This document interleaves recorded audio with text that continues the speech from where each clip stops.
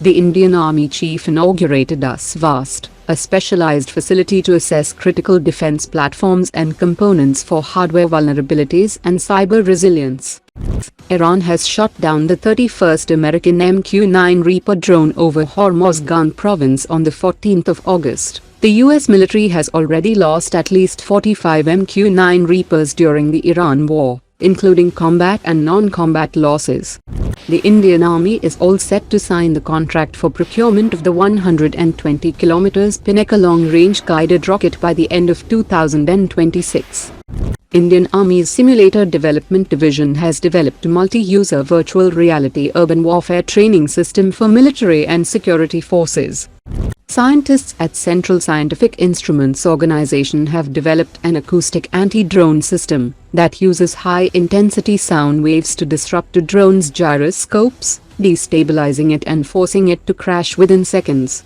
The Defense Ministry has signed a 1,577 crore rupees contract with Tata Advanced Systems and NIBE Limited under the fast-track procedure and by Indian category for 84 loitering munition systems, 840 long-range munitions and associated support equipment for the Indian Army. Tata Advanced Systems secured 64% of the order for 54 systems and 540 munitions, while NIBE Limited received the remaining 36% order for 30 systems and 300 munitions, while deliveries are targeted within 12 months.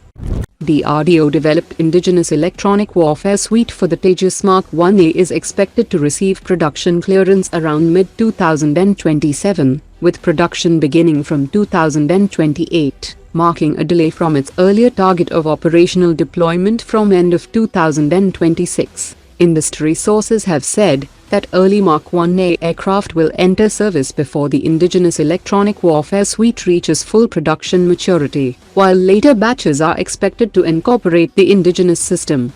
Hindustan Aeronautics and Bharat Electronic Limited are developing a new long-range dual-band infrared search and track system for the Su-30 aircraft, integrating mid-wave infrared, laser rangefinder and TV sensors into a single optical head. It will also feature artificial intelligence-based search and track processing to distinguish targets from background clutter, share target data with the mission computer, and guide other sensors toward the target.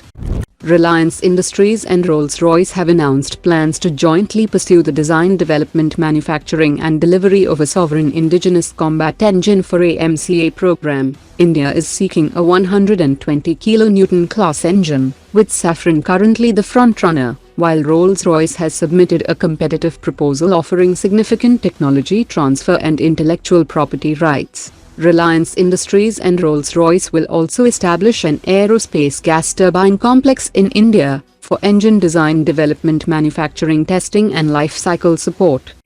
The first Tejas Mk2 prototype PV1 has entered an advanced stage of assembly and equipment integration, with its crucial power-on milestone scheduled for October 2026. The event will mark the transition of the aircraft from physical assembly toward an electrically active prototype, allowing its onboard electrical avionics and other systems to begin progressive validation. Once electrical activation is completed, the first prototype PV1 will still undergo system commissioning, ground testing, integration checks and flight readiness preparations before entering the flight test phase.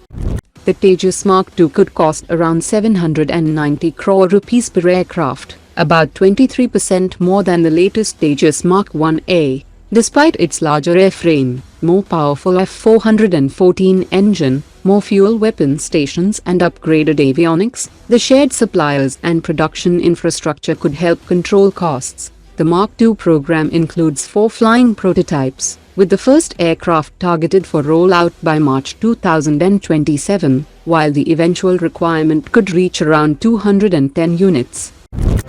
Today's top 3 comments.